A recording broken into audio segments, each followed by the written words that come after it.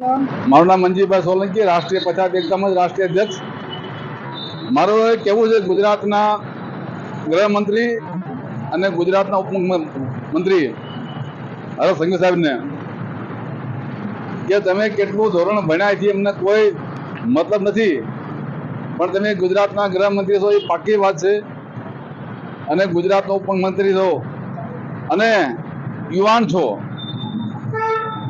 કોઈ પણ પાર્ટીના નેતાઓને ટાર્ગેટ કરવા એ વ્યાજબી નથી, પણ આ બોટાદમાં આખા સૌરાષ્ટ્રમાં જતો જાહેર માર્ગ છે અને ખુલ્લા રોડ માથે દારૂ વેચાઈ રહ્યો છે અને લોકો પી રહ્યા છે. આ જોઈ રહ્યો તમારી નજરની સામે. એટલે કોઈ પણ આંદોલનકારીને કોઈ પણ પાર્ટીના નેતાઓને ટાર્ગેટ કરાવવા એ વ્યાજબી નથી. તમારામાં ત્રેવડ હોય તો આવો ગામડે ગામડે જ્યાં જ્યાં દારૂ વેચે છે અને વેચાવડાવે છે એવા લોકોને ટાર્ગેટ કરો, દારૂ બંધ કરાવો અને કા દારૂને છૂટ આપો, એવી અમારી માંગ છે.